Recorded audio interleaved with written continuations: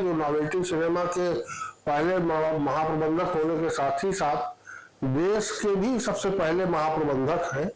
इसके पहले तक प्रबंधक का पद ही सिनेमाघरों में होता था। राजेश जी, आपका बहुत बहुत स्वागत है।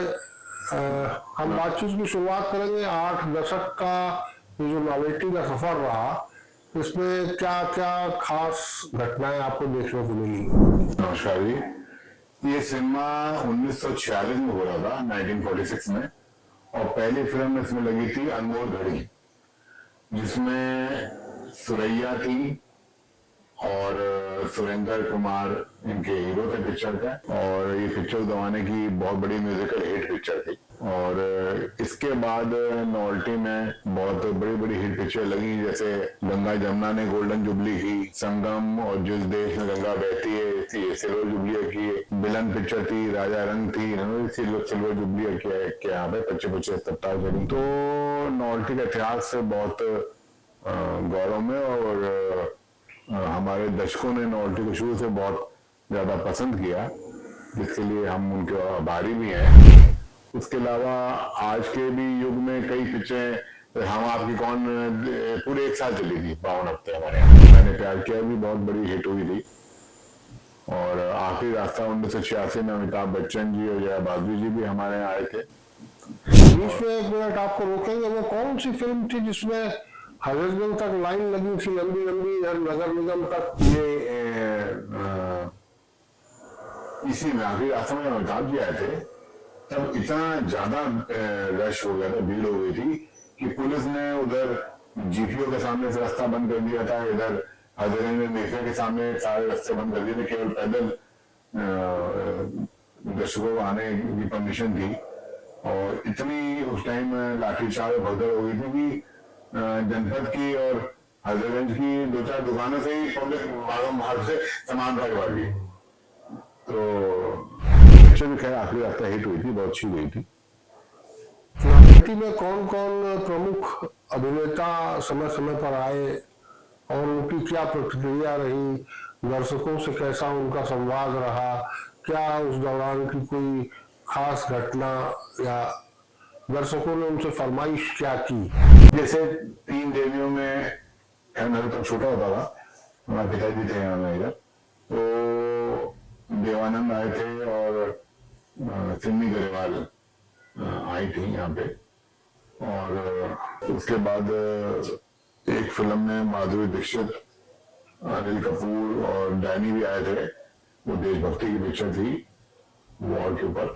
महेश भट्ट और उनकी बेटी पूजा भट्ट भी आई थे, फिल्म थी 1084 की माँ। इस वक्त में कई कलाकार आए हैं, जैकी श्रॉफ, सुभाष भाई, अन्नू मलिक म्यूजिक डायरेक्टर, ये भी आए थे। और 2-3 बार वाशु भगनानी भी आए हैं, प्रोड्यूसर जो हैं, उनका बेटा भी आया साथ में। वो किस फिल्म में हुआ था कि गाना चला और दर्शकों ने अचानक झोले से कबूतर निकाल दौड़ा दिए? ये पिक्चर मैंने प्यार किया में बहुत क्रेज था। मेरा सलमान खान की पहली फिल्म थी वो, और बादशाह उनकी हीरोइन थी, राष्ट्रीय प्रोडक्शन की थी, और सूरज बड़जात्या ने डायरेक्ट की थी वो पिक्चर। तो उसका इतना क्रेज था, वो लव स्टोरी थी कि उसमें जो गाने गाता था कबूतर जा, तो पब्लिक लोग हॉल के अंदर कबूतर उड़ा रहे थे।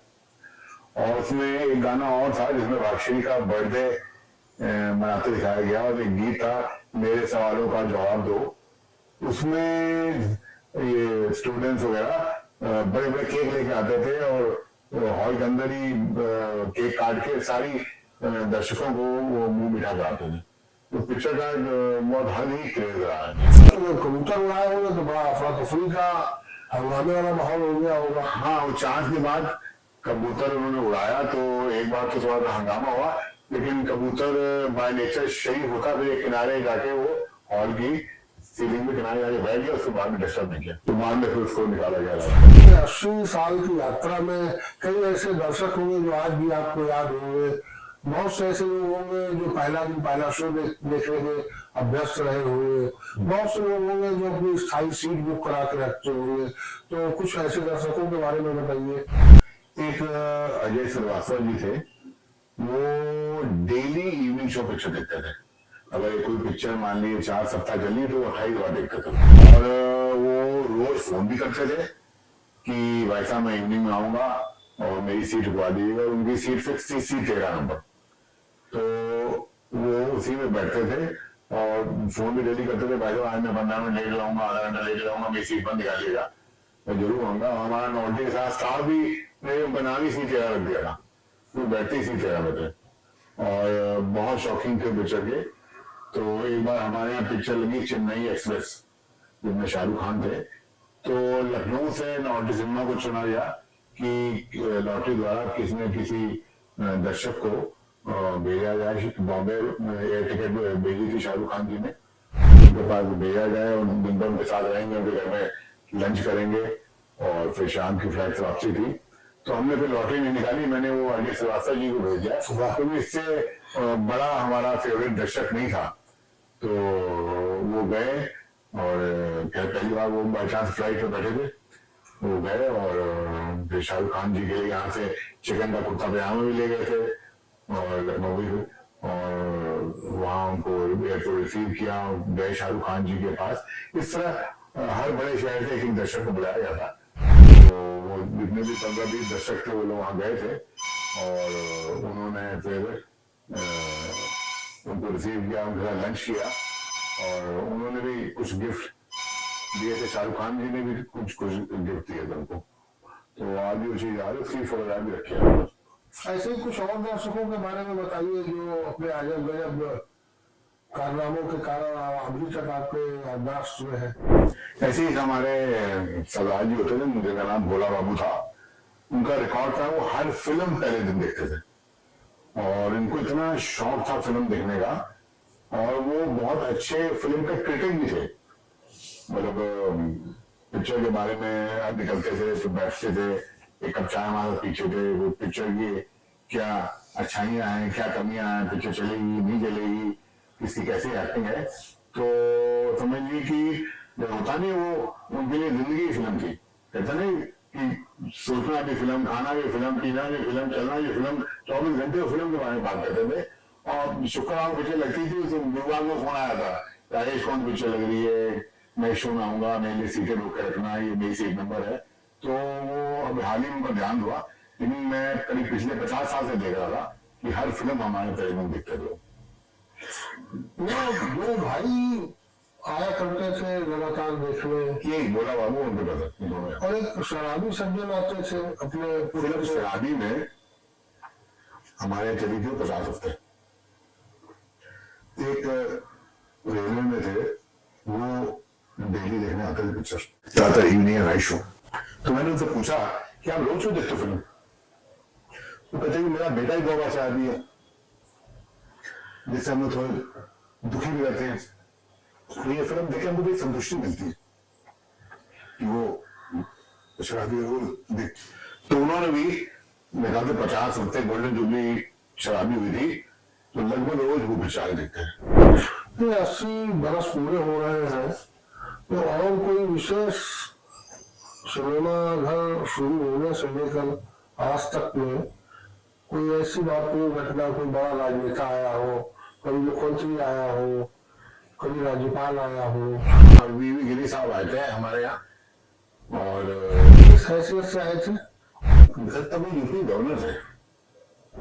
वीवी गिरी तो यूपी का गवर्नर रहे नहीं। और एक्चुअली में बहुत छोटा फोटोग्राफ रखी है इसकी, आप देखिएगा। ये एक पिक्चर होती थी जिसमें गाना था, शायद धूल का फूल पिक्चर की, उसमें आए थे।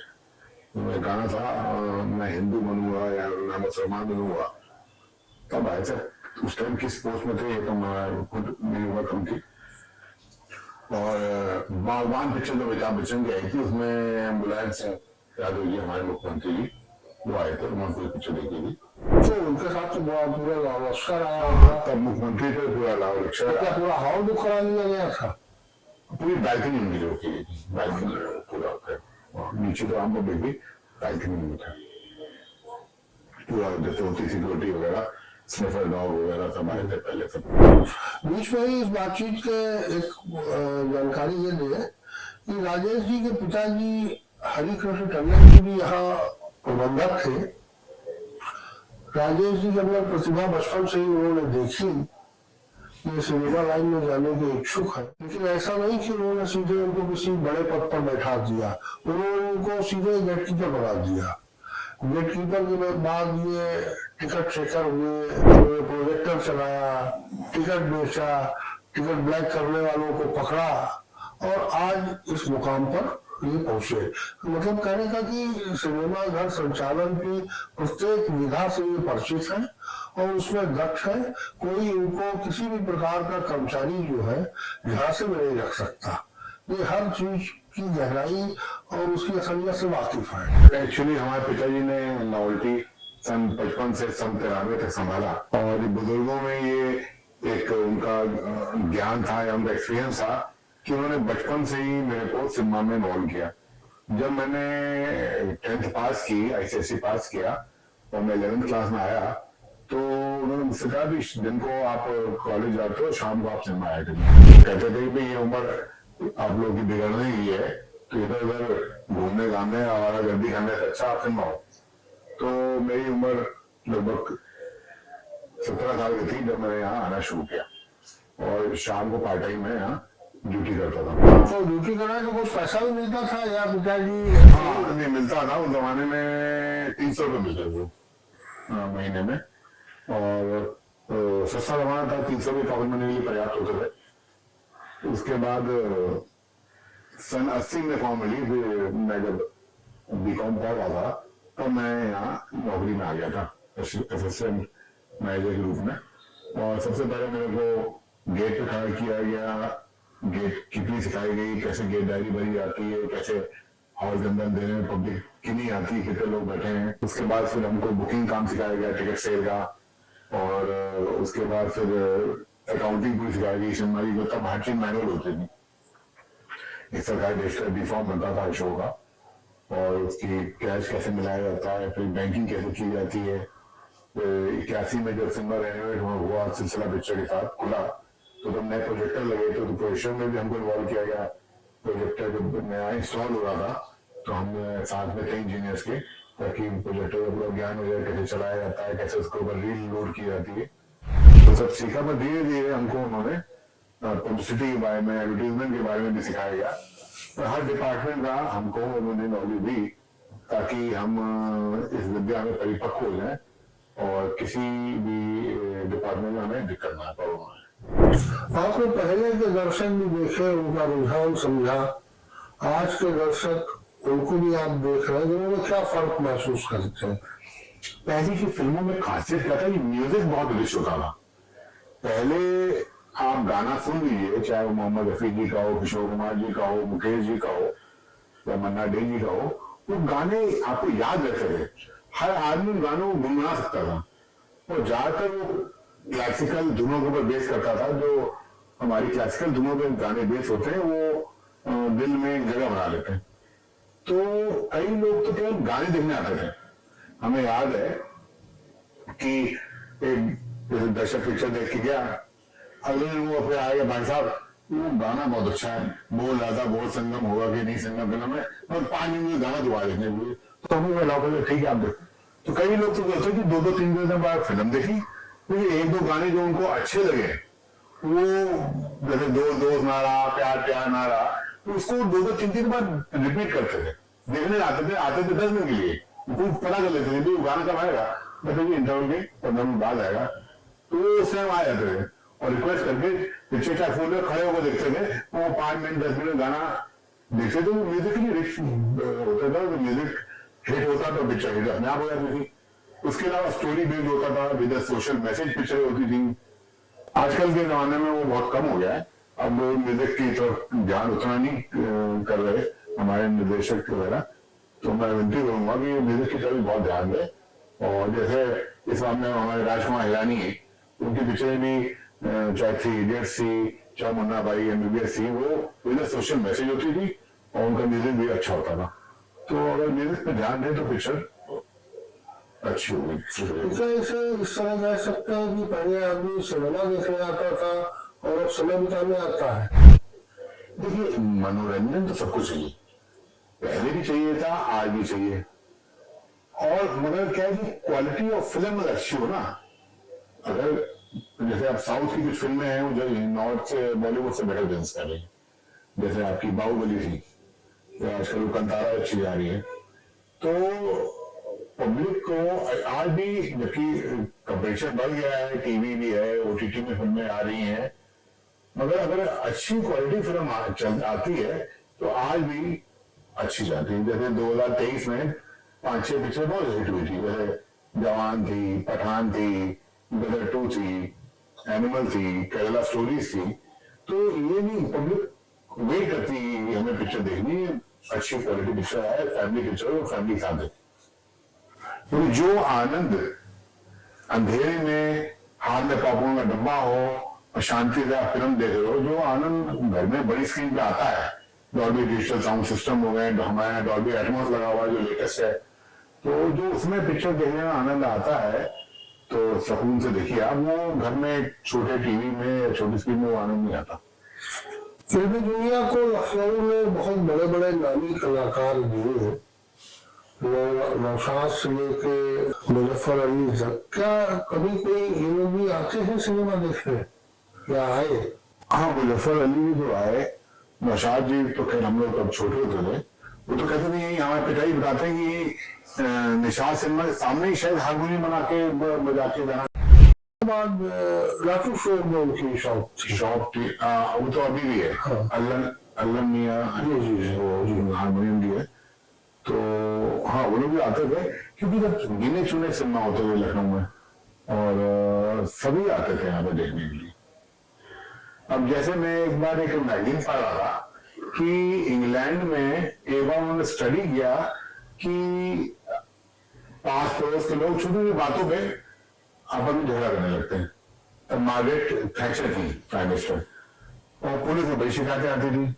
तो मार्गरेट थैचर ने कहा कि ऐसा क्यों हो रहा है? तो अब सहनशीलता जो कम होती जा रही पिक्चर क्या कहते हैं आपस में, पब्लिक की यहाँ के जो हमारे नागरिक हैं। तो उन्होंने रिसर्च में कहा कि पहले लोग सिनेमा हो जाते थे, एक ही छत के नीचे गरीब आदमी भी, मिडिल क्लास भी, अमीर अपर क्लास भी, सब एक ही छत के नीचे देखते थे पिक्चर। और मान ली पिक्चर चल रही, किसी का बच्चा रो दिया या किसी ने सीटी मार दी या किसी ने थोड़ा शोर किया, तो आदमी सब परिवार होता था, एडजस्ट करता था अपने आप को और उस चीज को नजरअंदाज करके फिल्म का आनंद लेता था। अब उस जमाने में इंग्लैंड में फिल्म लाइन डाउन हो रही थी, सिनेमा लाइन काफी डाउन हो रही थी। टीवी में देख रहे हैं घर में, तो उनका जो सहनशीलता कम होती जा रही है, चिड़चिड़ापन होता जा रहा है, क्योंकि सिनेमा लाइन एक ऐसी सोशल गैदरिंग है जहां पे हर वर्ग का, कम पढ़ा लिखा, ज्यादा पढ़ा लिखा, गरीब, मिडिल क्लास, अपर क्लास, सब एक छत के नीचे बैठ के देखते हैं। तो उनको सबके साथ एडजस्ट करके सहनशीलता की भावना बढ़ा के सब परिवार देखते हैं। तो तब आगे थैचर ने जब स्टडी कराई, तब उन्होंने कहा सिनेमा को बढ़ावा दो। तब इंग्लैंड की गवर्नमेंट ने बहुत सिनेमा को बढ़ावा दिया कि सिनेमा आगे बढ़े, पिक्चर बने, ताकि हर वर्ग का आदमी एक छत के नीचे बैठ के एक साथ फिल्म देखे और उसका आनंद उठाए। मल्टी स्क्रीन बनने का सबसे बड़ा फायदा क्या हुआ है? देखिए, मल्टी स्क्रीन बनने का एक तो लाभ क्या है कि एक छत के नीचे 3, 4, 5, 6 फिल्में चलती हैं और आदमी को अगर लगा किसी में हिंदी पिक्चर चल रही है, किसी में इंग्लिश चल रही है, किसी में साउथ पिक्चर चल रही है, तो आदमी को हर तरह की फिल्म मिल जाती है छत के नीचे। और मान लियो आया, वो फिल्म फुल हो गई तो चलो दूसरी फिल्म देख लेते हैं, तो यही शो आधे घंटे 1 घंटे बाद रुक जाते हैं, आधा 1 घंटा। और साथ साथ में वहां पे रेस्टोरेंट भी हैं, अन्य दुकानें भी हैं, तो वहां भी घूम फिर लेता है और कुछ खरीदना खरीद लेता है। ये तो फिर लाभ हुआ है। नुकसान क्या हुआ है कि मल्टीप्लेक्स में लोअर क्लास बंदा या गरीब आदमी पिक्चर नहीं देख सकता, क्योंकि वहां अगर 4 आदमी पिक्चर देखने जाए तो आपके जेब में 1,500 से 2,000 तो होने चाहिए। तो उसको मल्टीप्लेक्स में नजरअंदाज से, मल्टीप्लेक्स में केवल हाई इनकम ग्रुप या मिडिल इनकम ग्रुप को कैटर करने की कोशिश की, लोअर इनकम ग्रुप को इग्नोर किया। क्योंकि साउथ की गवर्नमेंट ने लॉ डाला हुआ है कि 10% सीटें आपने मात्र 60 रुपए की बेचनी। तो इसका कारण क्या है कि वहां लोअर इनकम ग्रुप भी देख लेता सिनेमा और वहाँ फिल्म का क्रेज नॉर्थ से ज्यादा है। का जो प्रचार का पुराना तरीका था, तांगा में पोस्टर लग के जा रहा है, अखबारों में विज्ञापन आ रहा है। पहले जमाने में एक तरह का प्रोफेशन जरूर से करता था, जिनमें घोड़े भी होते थे, टांगे भी होते थे, कई फिल्मों में हाथी भी लेके चलते थे, और जो रिक्शा होती थी, रिक्शा के में एक लकड़ी का दाएं बाएं पोस्टर लगाया जाता था फिल्म का, और उसमें गाने भी बजते रहते थे, रिकॉर्ड लेके चलते, साथ में एम्पलीफायर, गाने भी लेके चलते थे, और फिल्म की कहानी और फिल्म का डायलॉग भी साथ साथ में बोले जाते थे, ताकि पब्लिक अट्रैक्ट हो, देखती थी। और एक हैंडबिल छपते थे, जिसमें फिल्म की कहानी और कुछ गाने छाप के पब्लिक को बांटे जाते थे। तो उस जमाने में समझिए कि मनोरंजन का एकमात्र साधन सिनेमा ही था, तो उसका इतना डिमांड थी, इतना क्रेज था। हमें याद है संगम पिक्चर में गांव से लोग बैलगाड़ियों में पिक्चर देखने आते थे, गंगा जमुना में, क्योंकि वो भाषा, गांव की भाषा में पिक्चर बनी थी। तो गांव से बैलगाड़ियों में लोग आते थे, और सुबह जैसे आ गए 12 बजे वाले शो के लिए, और मान ली 12 बजे वाला शो फुल हो गया, किधर से 3 से 6 दे दिए मेरे को, मान ली वो भी नहीं, उधर 6 से 9 दे दिए। सुबह जो 12 बजे आता था, वो जब तक पिक्चर ना देख ले, चाहे उसको 6 बजे तक बैठ के 6 से 9 देख के तब जाता था। तो समझिए लालबाग चौराहे में बैलगाड़ियां खड़ी होती, तो वो जमाना दूसरा था। हमें याद है कि नॉवल्टी की चार तो बरामदे में रात को पब्लिक सो जाती थी, और सुबह 4 बजे लाइन लगती। फिल्म का क्रेज था कि रात को आदमी सिनेमा में सोता था, वो बाहर बरामदे में, शॉप के बाहर जो बरामदे बने वहां बिस्तर आके सोता था, और सुबह 4, 4:30, 5 बजे लाइन लग जाती थी। और तब हमें याद है कि हमारे पिताजी इतने मेहनत करते थे, टिकट की ब्लैक रोकने के लिए वो ग्राहक को टिकट नहीं देते थे, वो क्या करते थे, कहते हाथ लाओ, और स्पाइक से हाथ गीला कर देते थे, और कॉपी पेंसिल से सीट नंबर लिख देते थे, और मोहर मार देते नून शो, और एक मोहर मारते थे छोड़ दी, तो यही टिकट आती। अब आदमी हाथ तो काट के भेज ही लेगा, तो हाथ संभाल के रखता था, मेरी सीट नंबर ना मिट जाए, और वो हाथ दिखा के हॉल में जाता था। जब बैठ जाता था, पिक्चर शुरू हो जाती थी, तो आधे घंटे बाद वही सीट में सबको टिकट मार दी जाती थी। तो उस जमाने मेहनत बहुत होती थी। आप समझ लिए कि 784 सीटें होती थी, तो उसमें से 144 सीट बैल्कनी की होती थी। तो बैल्कनी में तो उच्च कोटि के लोग आते थे, तो उनको तो टिकट नहीं आती थी, हाथ में मोहर लगा थी, लेकिन जो नीचे की क्लास थी उसमें ये प्रक्रिया हर शो में दी जाती थी। तकनीकी का विकास होने से टिकट ब्लैकिंग पर तो पूरी तरह रोक लगी गई है। हाँ, देखिए पहले क्या होता था, पहले एक फिल्म के 4 या 8 शो चलते थे, 2 सिनेमा में लगी 8 शो, एक लगी 4 शो। अब आज की डेट में कोई बड़ी फिल्म लगती है लखनऊ में तो 250 शो रोज चलते हैं। तो इतने ज्यादा स्क्रीन हो गए, इतने ज्यादा शो चलते हैं, तो पब्लिक डिवाइड हो जाती है, ब्लैक का कोई सवाल नहीं उठता। और दूसरा क्या है कि पहले जो पिक्चर मान लिए 25 रुपये चलती थी, अब उतना बिजनेस वो 4 हफ्ते कर लेती है। कि पहले 8 शो चलते थे, अब 225 और 250 से 8 शो चल जाते हैं लखनऊ शहर में। लखनऊ में शायद ये 80 वर्ष मनाने वाले आप अकेले होंगे। हाँ, जो सिनेमा चल रहा है उसमें से पुराने हम हैं और एक सुदर्शन है, बाकी सब लगभग बंद हो गए। चलिए, आपको बहुत बहुत बधाई इतने सुव्यवस्थित संचालन के लिए, और तकनीकी के साथ बदलाव करते हुए दर्शकों को बेहतरीन ध्वनि और चित्रांकन के साथ सिनेमा देखने की व्यवस्था की है। अभी हमने हाल ही में डॉल्बी एटमॉस का जो लेटेस्ट प्रोसेसर है वो लगाया है, वो भी उत्तर प्रदेश में कहीं जा रहा हुआ। और दूसरा हमने 3D सिस्टम भी लेटेस्ट लगाया 3D फिल्म पे आने के लिए। तो तकनीकी में तो हम लोग हर साल कोशिश करके उसको अपग्रेड करते रहते हैं।